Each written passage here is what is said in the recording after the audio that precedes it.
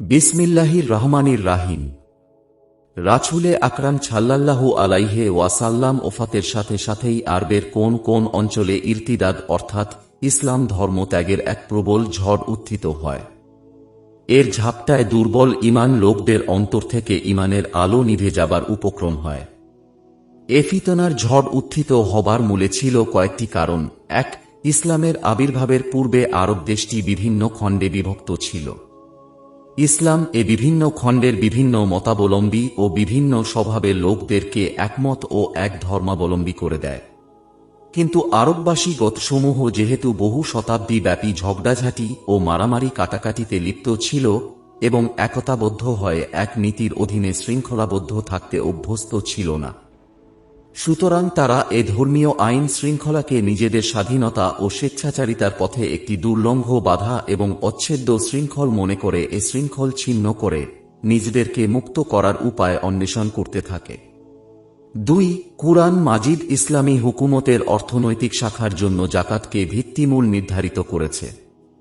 জাকাত ইসলামী শরিয়াতের বিধান অনুযায়ী ধনবান লোকগণ থেকে নেওয়া হয় এবং গরিব মিসকিনের মধ্যে বিতরণ করা হয়। এর উদ্দেশ্য মুসলিম জাতির মধ্যে অর্থনৈতিক ভারসাম্য রক্ষা করা, কিন্তু যাযাবর আরবগণ একেও একটি বোঝা স্বরূপ মনে করে তারা অবাঞ্ছিত বোঝা মাথা থেকে নামিয়ে ফেলার চেষ্টা করে। ৩. জুয়া ও শরাব আরববাসীদের বড়ই প্রিয় খেলা এবং আনন্দের সামগ্রী ছিল। ইসলামী বিধানের ফলে তা বন্ধ হয়ে যায়, আর জেনা তাদের একটি চিত্র বিনোদন ও আনন্দ উপভোগের বস্তু ছিল। ইসলামী কানুন এসব গর্হিত কার্যাবলীর ওপর কঠোর নিষেধ জারি করে। এটাও তাদের পক্ষে কষ্ট বলে মনে হয়। এসব রোগ ইসলামী কেন্দ্রস্থল মদিনা থেকে বহু দূরে অবস্থিত নদ, ইয়ামান প্রভৃতি অঞ্চলের অধিবাসীদের অন্তরে উৎপত্তি লাভ করেছিল। রাসূলে পাক সাল্লাল্লাহু আলাইহি ওয়াসাল্লামের স্পর্শমণিতুল্য সাহচর্য কখনো এদের ভাগ্য জোটেনি। শুধু ইসলামের শান শওকত দেখে তাদের মাথা অবনত হয়েছিল, কিন্তু তাদের অন্তঃকরণে বিনয় ও বশ্যতার ভাব কখনো জন্মেনি। কুরআন সুস্পষ্ট ভাষায় তাদের অবস্থার বিবরণ এভাবে প্রদান করেছে: যাযাবর শ্রেণীর আরবেরা এসে আপনাকে বলে, আমরা ঈমান এনেছি।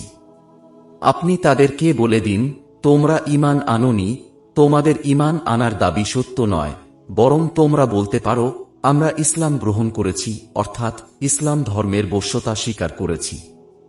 এখন পর্যন্ত ঈমানের আলো তোমাদের অন্তরে প্রবেশ করেনি। এরপর আরও একটা কথা এটাই যে, আল্লাহর সত্য ও প্রকৃত নবীর সফলতা এবং ক্রমোন্নতি দেখে আরব দেশে বহু মিথ্যা ও ভণ্ড নবীর উদ্ভব হয়ে যায়। তারা দস্তুরমতো নবুয়াতের দাবি করতে থাকে। এ পাপিষ্ঠরা মনে করে নবুয়াতের দাবি করাও পার্থিব স্বার্থ ও উন্নতি লাভের একটি প্রকৃষ্ট উপায়। যেসব দুর্বল ঈমানদার লোকের অন্তর প্রথম থেকেই রোগাক্রান্ত ছিল, তারা অতি সহজেই এসব শয়তানের জালে আবদ্ধ হয়ে তাদের দল ভারী করে। রাসূলুল্লাহ সাল্লাল্লাহু আলাইহি ওয়াসাল্লাম এর ইন্তেকালের সাথে সাথেই ইসলাম এক বিরাট বিপদ ও মহা সংকটের সম্মুখীন হয়ে পড়েছিল। এ সময় যদি হযরত আবু বকর সিদ্দিক রাদিয়াল্লাহু তাআলা আনহু কঠোর হাতে খিলাফতের বাগডোর ধারণ পূর্বক সুকৌশলে দৃঢ়তা সহকারে এর প্রতিবিধান ও সংশোধন না করতেন, তাহলে ইসলাম ধর্ম দুর্বল এবং মুসলিম জাতির সংহতি ও ঐক্য বিনষ্ট হয়ে যেত। কুফা পর্যন্ত সমগ্র আরব নবী করিম সাল্লাল্লাহু আলাইহি ওয়াসাল্লাম এর ইন্তেকালের সংবাদ পেয়ে ইসলাম ধর্ম ত্যাগ করে পুনরায় কুফরির অন্ধকারে নিমজ্জিত হতে আরম্ভ করে। সমগ্র আরব দেশের মধ্যে মদিনার বাইরে মক্কার কুরাইশ ও বনু সাকিফ ব্যতীত কেহই ইসলাম ধর্মের ওপর স্থায়ী থাকে না। এদের মধ্যে ইয়ামানের অবস্থাই ছিল চরম। সেখানে আসওয়াদে আনাসি, মুসাইলামাতুল কাজ্জাব এবং তোলাইহা একই সময়ে নবুয়াতের দাবি করে এবং বহু দুর্বল ঈমানের লোকদেরকে নিজেদের দলে ভেড়াতে সক্ষম হয়। এ ভণ্ড নবীদের ভক্তেরা বলে, বনু আসাদ ও বনু গাতফানের মিত্র গোত্রের নবীরা আমাদের কাছে কুরাইশদের নবীর চেয়ে অধিক প্রিয়। আস্তাগফিরুল্লাহ। কেন না, কুরাইশদের নবী মুহাম্মদ মৃত আর আমাদের নবী অর্থাৎ আসওয়াদে আনাসি, মুসাইলামাতুল কাজ্জাব এবং তোলাইহা জীবিত। এ সংবাদ হযরত আবু বকর রাদিয়াল্লাহু তাআলা আনহু এর কানে পৌঁছায়, কিন্তু তিনি এ অঞ্চল সমূহের শাসনকর্তাগণের তরফ থেকে সংবাদ পাবার অপেক্ষায় থাকেন। অবশেষে অনতিকাল পরেই শাসনকর্তাগণের পক্ষ থেকেও উপযুপরি সংবাদ আসতে থাকে যে বিদ্রোহ চরম আকার ধারণ করেছে। বিদ্রোহীরা বর্তমানে যে পর্যায়ে পৌঁছেছে, এখন তারা শুধু রাষ্ট্রের পক্ষেই ভীষণ হুমকি স্বরূপ হয়ে দাঁড়ায়নি, বরং এতদঞ্চলে যারা ইসলাম ধর্মে প্রতিষ্ঠিত ছিল তাদের কাজে বাধার সৃষ্টি করে তাদের জীবনও বিপন্ন হয়ে পড়েছে। সুতরাং বিদ্রোহীদেরকে চূড়ান্তভাবে দমন করা ব্যতীত খলিফার আর উপায়ান্তর নেই। এ বিদ্রোহীরা দুই শ্রেণীতে বিভক্ত ছিল। এক শ্রেণীর লোকেরা ইসলাম ধর্মকে সম্পূর্ণরূপে পরিত্যাগ করে পুনরায় তাদের পৈতৃক ধর্মে ফিরে গিয়েছিল। এদের মধ্যে বনু আসাদ, গাতফান, বনু তাই প্রভৃতি গোত্রের নাম বিশেষভাবে উল্লেখযোগ্য। এরা অন্যতম ভণ্ড নবী তোলাইহা ইবনে খুয়াইলেদ আসাদির পক্ষ অবলম্বন করে, অন্যদিকে বনু হানফিয়া মুসাইলামাতুল কাজাবের আনুগত্য স্বীকার করে, আর ইয়ামানবাসীরা আসওয়াদ আনাসির অনুগত হয়ে যায়। এরূপ আরও বিভিন্ন সম্প্রদায় এবং গোত্র বিভিন্ন ভণ্ড লোকের ভণ্ডামির শিকার হয়। আর এক শ্রেণীর লোক ইসলামের পঞ্চম স্তম্ভের অন্যতম স্তম্ভ জাকাত দেয়ার ক্ষেত্রে অস্বীকার করে। এরা ছিল বনু তামিম গোত্রের অধিকাংশ লোক। এরা মালেক ইবনে নুয়াইরার নেতৃত্বে দলবদ্ধ হয়েছিল। তাছাড়া বনু হাওয়াজেন প্রভৃতি যাযাবর পত্রসমূহের অনেকে এদের সাথে যোগদান করেছিল। এ দলের মধ্যে অনেকেই ছিল ধন সম্পদের পাগল। আল্লাহর রাস্তায় টাকা পয়সা দান করতে তাদের অন্তর দুঃখে ফেটে যেত। কেহ কেহ এদের মধ্যে জাকাতকে জরিমানা বলে মনে করেছে। তারা ধারণা করে যে রাসূলুল্লাহ সাল্লাল্লাহু আলাইহি ওয়াসাল্লাম এর ইন্তেকালের পর মদিনাবাসীদের নির্বাচিত খলিফা তাদের কাছ থেকে জরিমানা আদায় করে নেয়ার অধিকারী হতে পারেন না। সুতরাং তারা সকলে জাকাত আদায় করতে অস্বীকার করে। এমনকি এসব কারণে হযরত আবু বকর রাদিয়াল্লাহু তাআলা আনহু এর খিলাফতের প্রতিও তাদের আস্থা থাকে না। আবস ও জিয়ান নামক মদিনার পার্শ্ববর্তী অঞ্চলের দুটি গোত্র এসব মুরতাদদের সাথে যোগদান করে। সময়টাও তখন এমন সংকটময় ছিল যে এ সমস্ত বিদ্রোহী ও মুরতাদদের সাথে কোনো প্রকার সংঘর্ষে লিপ্ত হওয়া সহজ ছিল না। কেননা মদিনার যোদ্ধা শ্রেণীর লোকেরা প্রায় সকলেই হযরত উসামার বাহিনীতে যোগদান করে সিরিয়া অভিযানে চলে গিয়েছিলেন। এ অবস্থায় খলিফার পক্ষে দুটি মাত্র পথ খোলা ছিল। হয় জাকাত দানে অসম্মত লোকদের সাথে কোনো প্রকার সংঘর্ষ না বাঁধিয়ে বিনম্র ব্যবহার দ্বারা তাদের মন জয় করে তাদেরকে নিজেদের দলে ভিড়িয়ে নেয়া এবং তাদের সহযোগিতায় সম্মিলিতভাবে ইসলাম ত্যাগকারীদের বিরুদ্ধে যুদ্ধ করা, বা উভয় দলের বিরুদ্ধে যুদ্ধে লিপ্ত হওয়া। কিন্তু এ শেষোক্ত পথটি তখনকার জন্য খুবই বিপজ্জনক ছিল। কেননা এ সময় মদিনার মুসলমানদের সংখ্যা শত্রুদের তুলনায় খুবই সামান্য ছিল। হযরত আবু বকর রাদিয়াল্লাহু তাআলা আনহু এ সংকটকালে কর্তব্য নির্ণয়ের জন্য সাহাবায়ে কিরামকে নিয়ে পরামর্শ করেন। হযরত আবু বকর রাদিয়াল্লাহু তাআলা আনহু মত প্রকাশ করেন যে ধর্মত্যাগী মুরতাদদের বিরুদ্ধে যুদ্ধ করা যেমন কর্তব্য, তদ্রূপ জাকাত অস্বীকারীদের বিরুদ্ধেও যুদ্ধ করা হবে। কেননা জাকাত অস্বীকার করা ইসলামের একটি অবশ্য করণীয় স্তম্ভকে অস্বীকার করা, বরং এটা ধর্মের সমস্ত বিধানগুলোকে অমান্য করার প্রতি প্রথম পদক্ষেপ। সুতরাং এরা ধর্মত্যাগী মুরতাদদের চেয়ে কোনো অংশেই কম নয়। হযরত ওমর রাদিয়াল্লাহু তাআলা আনহু বলেন, হে আল্লাহর রাসূলের খলিফা, আপনি এসব লোকের বিরুদ্ধে কেমন করে যুদ্ধ করবেন, অথচ রাসূলুল্লাহ সাল্লাল্লাহু আলাইহি ওয়াসাল্লাম বলেছেন, মানুষ যে পর্যন্ত ও না বলে সে পর্যন্ত আমি তাদের বিরুদ্ধে যুদ্ধ করতে আদিষ্ট হয়েছি। যে ব্যক্তি বলল তার জানমাল রক্ষার দায়িত্ব আমার ওপর এসে পড়ে। হ্যাঁ, কিন্তু যদি কোনো ধর্মীয় কারণ এসে উপস্থিত হয় তাহলে তা স্বতন্ত্র কথা, আর এর প্রকৃত হিসেব ও বিচার আল্লাহ হাতে। হযরত আবু বকর রাদিয়াল্লাহু তাআলা আনহু বলেন, যারা নামাজ ও জাকাতের মধ্যে পার্থক্য করে ফেলেছে আমি তাদের বিরুদ্ধে অবশ্যই যুদ্ধ করব, কেননা জাকাত মালের হক। আল্লাহর কসম, তারা এক খণ্ড রশি যা জাকাত স্বরূপ রাসূলুল্লাহ সাল্লাল্লাহু আলাইহি ওয়াসাল্লামকে দান করেছে, যদি তাও আমাকে দিতে অস্বীকার করে, তবু তা বন্ধ করার দরুন আমি তাদের বিরুদ্ধে অবশ্যই যুদ্ধ করব। হযরত ওমর রাদিয়াল্লাহু তাআলা আনহু বললেন, আল্লাহর কসম, এটাই যথার্থ কথা। আল্লাহ এ বিষয়ে সত্য উপলব্ধি করার জন্য আবু বকর রাদিয়াল্লাহু তাআলা আনহুর সিনা খুলে দিয়েছেন। এরপর আমিও তা উপলব্ধি করতে পেরেছি যে হযরত আবু বকর সত্যের ওপর প্রতিষ্ঠিত রয়েছেন। অবশেষে হযরত আবু বকর রাদিয়াল্লাহু তাআলা আনহু শত্রু পক্ষের সংখ্যাধিক্য এবং মুসলিম সেনাবাহিনীর সংখ্যা স্বল্পতার প্রতি ভ্রুক্ষেপ না করে শুধু আল্লাহ ওয়াদা ও প্রতিশ্রুতির ওপর নির্ভর করে ইসলামের মূলে কুঠার আঘাতকারী শত্রুদের দমনের জন্য প্রস্তুত হন। আল্লাহ ওয়াদা এটাই, হে মুসলমানগণ, যদি তোমরা আল্লাহ সাহায্য করো তাহলে আল্লাহ তোমাদের সাহায্য করবেন এবং ধর্মপথে তোমাদের পাদৃঢ় করে দেবেন। বিদ্রোহী গোত্রগুলোর মধ্যে কবিলায় আবস ও জিয়ান, বনু কেনানা, গাতফান এবং ফাজারা প্রভৃতি গোত্রসমূহ, যারা মদিনার পার্শ্ববর্তী এলাকায় বাস করে, তারা এ সময়টিকে মদিনা আক্রমণের জন্য উপযুক্ত সময় মনে করে এক বিরাট সেনাবাহিনী গঠন করে মদিনা আক্রমণের উদ্দেশ্যে মদিনার কাছাকাছি এক স্থানে সমবেত হয়ে শিবির স্থাপন করে। পরে এরা দুভাগে বিভক্ত হয়ে এক দল আবরক নামক স্থানে এবং অন্য দল জিলোকিসায় ঘাঁটি স্থাপন করে। সেখান থেকে তারা খলিফার কাছে এ প্রস্তাব দিয়ে তিনিধি প্রেরণ করে যে, আমরা ইসলামের যাবতীয় বিধান মেনে চলতে প্রস্তুত আছি, শুধুমাত্র জাকাত থেকে আমাদেরকে মুক্তি প্রদান করা হোক। কিন্তু সত্যের মূর্ত প্রতীক খলিফা হযরত আবু বকর রাদিয়াল্লাহু তাআলা আনহু তাদের এ প্রস্তাবকে দৃঢ়তার সাথে ত্যাগ করে প্রতিনিধি দলকে নিরাশ মনে ফিরিয়ে দেন। প্রতিনিধি দল ফিরে গিয়ে খলিফার প্রত্যাখ্যান বাণী তাদের দলের কাছে ব্যক্ত করলে এর পরিণতি কি হবে, দূরদর্শী খলিফা তা সহজেই অনুমান করে নিয়েছিলেন। তিনি অবিলম্বে শহরবাসী মুসলমানদেরকে ডেকে বলেন, তোমরা চারদিক থেকে শত্রু কর্তৃক পরিবেষ্টিত, তারা তোমাদেরকে আক্রমণ করার জন্য একেই উপযুক্ত সময় মনে করে নিয়েছে। যে কোনো মুহূর্তে তোমরা শত্রু কর্তৃক আক্রান্ত হবে। এতদিন তারা আশা করেছিল যে এ দুর্বল মুহূর্তে তোমরা তাদের দাবি ত্যাগ করতে সাহস পাবে না, সহজেই তা মেনে নেবে। কিন্তু আমি দৃঢ়তার সাথে তাদের প্রস্তাব ত্যাগ করে দিয়েছি।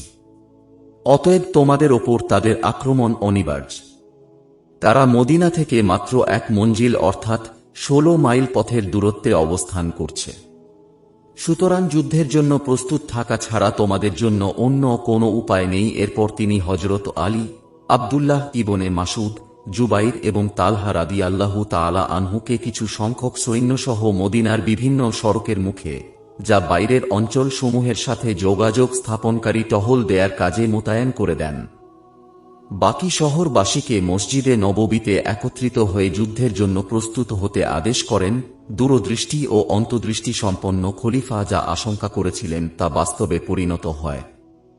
জাকাত মাফ করার দাবি নিয়ে বিদ্রোহীদের পক্ষ থেকে যে প্রতিনিধি দল মদিনায় এসেছিল, খলিফা কর্তৃক প্রত্যাখ্যাত হয়ে তারা ফিরে যাবার পর বিদ্রোহীরা তাদের মারফতে জানতে পারে যে মদিনার যোদ্ধাগণের মধ্যে প্রায় সকলেই হযরত উসামা রাদিয়াল্লাহু তাআলা আনহু এর সাথে সিরিয়া অভিযানে বের হয়েছে।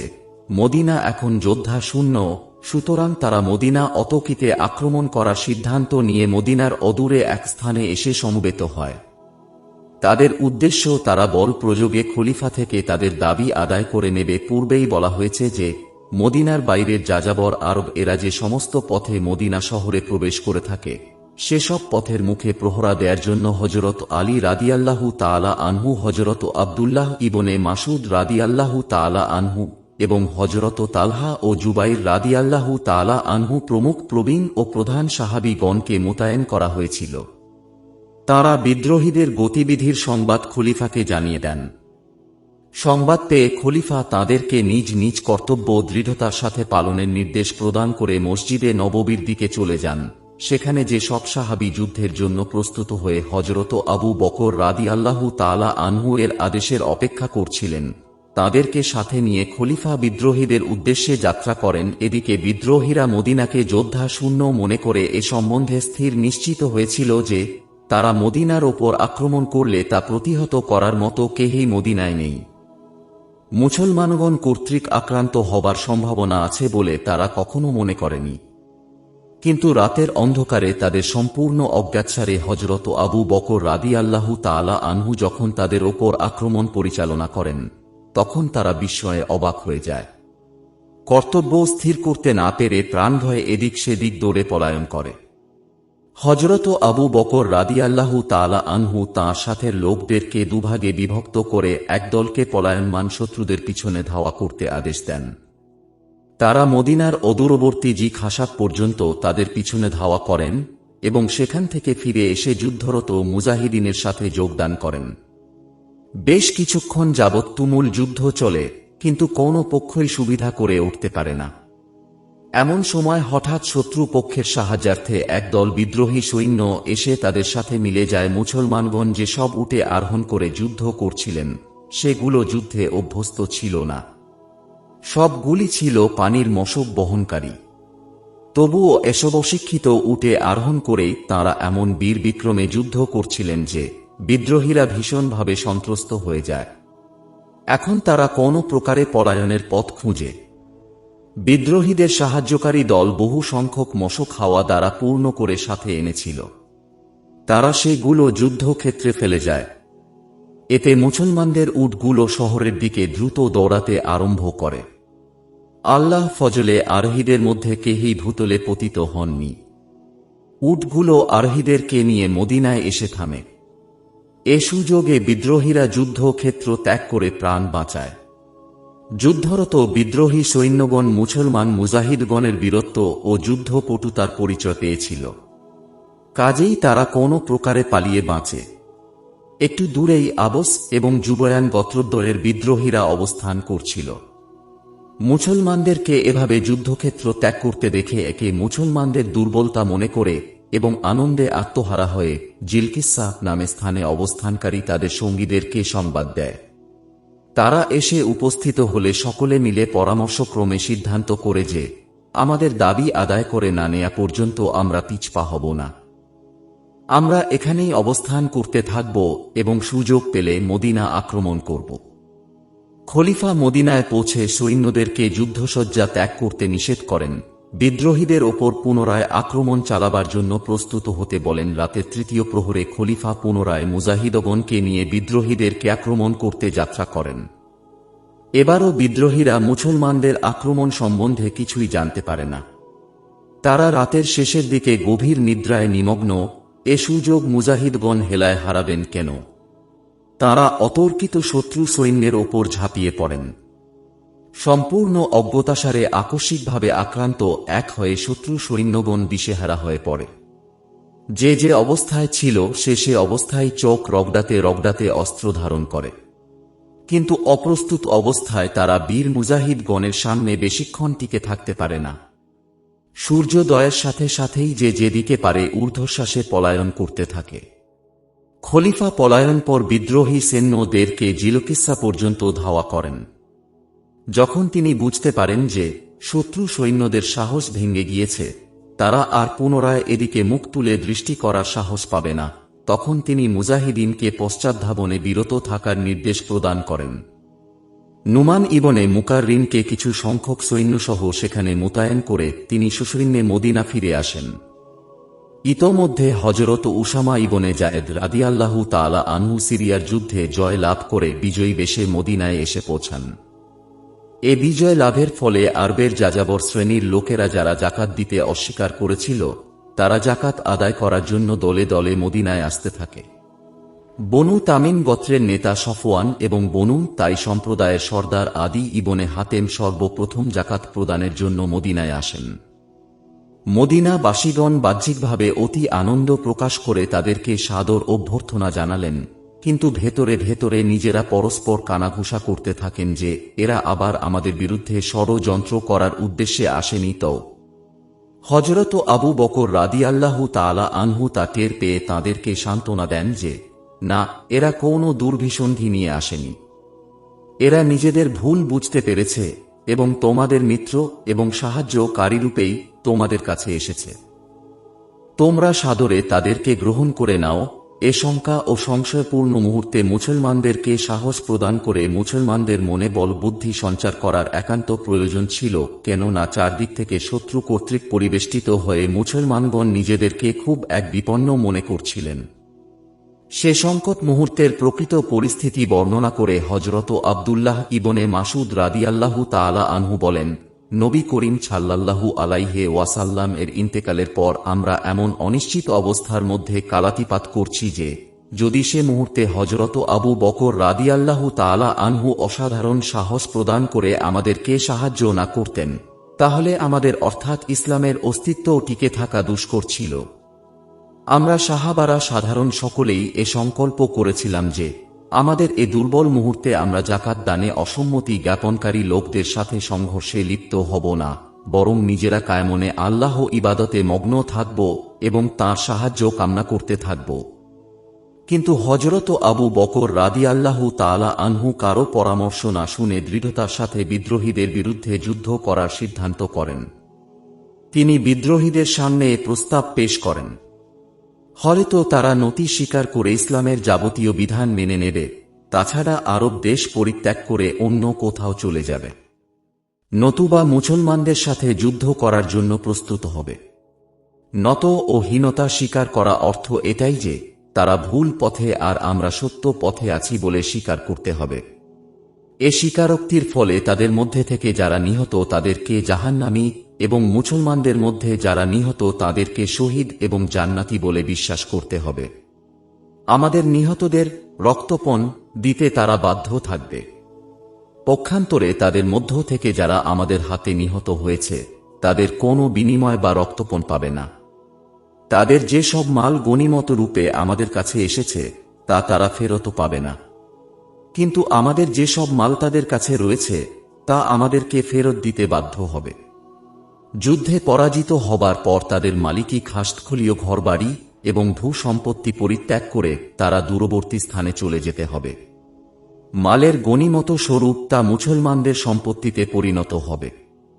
সূক্ষ্মজ্ঞানী দূরদর্শী খলিফা মনে করেন, শত্রুকে সুযোগ ও অবসর দেয়া কোনো মতেই বুদ্ধির কাজ নয়, বরং বারবার তাদের ওপর আক্রমণ চালিয়ে তাদেরকে বিব্রত করে তোলা এবং ক্রমে ক্রমে তাদের শক্তিকে সম্পূর্ণরূপে খর্ব করে দেয়াই উচিত। তাই তিনি হযরত উসামাকে মদিনা রক্ষার ভার দিয়ে এবং তাঁর রণক্লান্ত বাহিনীকে বিশ্রাম গ্রহণের সুযোগ প্রদান করে তিনি জিলকিসা থেকে ফেরত আসা মুজাহিদগণকে সাথে নিয়ে নিজেই বিদ্রোহীদের দমনের উদ্দেশ্যে যাত্রা করেন। মদিনাবাসীরা যতই আরজ করেন যে আপনার কোনো বিপজ্জনক অবস্থার সম্মুখীন হওয়া সঙ্গত হবে না, আল্লাহ না করুন আপনার ওপর কোনো বিপদ যদি এসে পড়ে আর আমরা আপনাকে হারালে মুসলিম রাজ্যের সবকিছুই লণ্ডভণ্ড হয়ে যাবে, অতএব সৈন্য পরিচালনার ভার অন্য কারো হাতে দিয়ে আপনার নিরাপদে মদিনায় অবস্থান করাই উচিত বলে আমরা মনে করি। কিন্তু হযরত আবু বকর রাদিয়াল্লাহু তাআলা আনহু কোনো আবেদনই গ্রাহ্য করেননি। তাঁর স্বভাব ও প্রকৃতি এরূপ ছিল যে তিনি একবার কোনো কাজ করতে মনস্থ করলে তা সমাধান না করা পর্যন্ত তা থেকে বিরত হতেন না। তিনি বলেন, আল্লাহ পাকের কসম, আমি এমন মহৎ কাজে কখনো তোমাদের পিছনে থাকব না, বরং তোমাদের সাথে থেকে তোমাদের উৎসাহ প্রদান করব। খলিফা মদিনা ত্যাগ করে জুলকিসার নিকটবর্তী আবর্ক নামে স্থানে পৌঁছান, যেখানে আবুস, যুবরান এবং বনু বকর গোত্রসমূহের বিদ্রোহীরা মদিনা আক্রমণের উদ্দেশ্যে সমবেত হয়েছিল। হযরত আবু বকর রাদিয়াল্লাহু তাআলা আনহু এসব ধর্মত্যাগীদের ওপর অতর্কিত আক্রমণ চালিয়ে তাদেরকে পর্যুদস্ত করে দেন। এখানে বনু বকর সম্পূর্ণরূপে পরাজিত হয়ে ইতস্তত ছত্রভঙ্গ হয়ে যায়। যুবরান গোত্রের লোকেরা তাদের গ্রামের দিকে পলায়ন করে। খলিফা তাদের গ্রাম আক্রমণ করে দখল করেন এবং তাদেরকে গ্রাম থেকে বের করে দিয়ে বলেন যে আজ থেকে তা মুসলমানদের সম্পত্তি। এতে বনু যুবরানের আর কোনো অধিকার থাকবে না, কেননা আল্লাহ মালের গনিমত স্বরূপ তা মুসলমানদেরকে দান করেছেন। এরপর খলিফা এ আবরক নামক গ্রামটি মুসলমানদের চারণভূমিতে পরিণত করেন। বিদ্রোহীরা বশ্যতা ও আনুগত্য স্বীকার করা স্বাভাবিক অবস্থা ফিরে আসার পর বনু সালাবা সে গ্রামে পুনরায় বস্তি স্থাপনের আবেদন জানায়, কিন্তু খলিফা তা নামঞ্জুর করেন। পরাজয় বরণ করার পর বিদ্রোহী ও ধর্মত্যাগীরা চিরদিনের জন্য নীরব হয়ে যায়। মুসলমানগণ এখন পরম আনন্দিত, কেননা উসামা বাহিনী সিরিয়ার যুদ্ধে বিজয় হয়ে মদিনা ফেরায়। এখন শত্রু কর্তৃক মদিনা আক্রান্ত হবার আর কোনো সম্ভাবনা থাকে না। তাছাড়া মদিনার পার্শ্ববর্তী অঞ্চল সমূহের বিদ্রোহীদের সাথে যুদ্ধে জয়লাভ করার ফলে প্রচুর গনিমতের মাল এবং জাকাতের মাল এসে বাইতুল মাল পরিপূর্ণ হয়ে যায়, ফলে শহরবাসীদের অভাব বহুলাংশে দূর হয়ে যায়। কিন্তু আর এক ফিতনা অচিরেই মাথাচাড়া দিয়ে ওঠে। জাকাত দানে অসম্মত ব্যক্তিরা যুদ্ধে পরাজিত হয়ে অনেকেই নিজেদের ভুল বুঝতে পেরেছিল, তাই ইসলামের যাবতীয় বিধান মান্য করে জাকাত আদায় করে পূর্ণাঙ্গ মুসলমান হয়ে সুখে শান্তিতে বাস করতে থাকে। কিন্তু তাদের অনেকেই যুদ্ধক্ষেত্র থেকে পলায়ন করে বা নিজেদের আবাসভূমি থেকে নির্বাসিত হয়ে বনু আসাদ গোত্রের ভণ্ড নবী তোলাইহা এবং মুসাইলামাতুল কাজ্জাবের সাথে যোগদান করে। ফলে তোলাইহা এবং মুসাইলামাতুল কাজ্জাবের দল বহুগুণে শক্তিশালী হয়ে যায়। ফলে ইয়ামান প্রদেশ বিদ্রোহীদের শক্তিশালী কেন্দ্রে পরিণত হয়। এ পরিস্থিতির প্রেক্ষিতে হযরত আবু বকর রাদিয়াল্লাহু তাআলা আনহু ভণ্ড নবীদেরকে প্রশ্রয় দেয়া কোনো ক্রমেই বুদ্ধিমানের কাজ মনে করেন না, এদের বিরুদ্ধে অভিযান চালিয়ে যাওয়াই কর্তব্য মনে করেন। ইয়ামানের প্রতি অঞ্চলে ইসলামের বিজয় পতাকা না উড়ানো পর্যন্ত মুসলমানদের তরবারি কোনো ক্রমেই কোষবদ্ধ করা যেতে পারে না।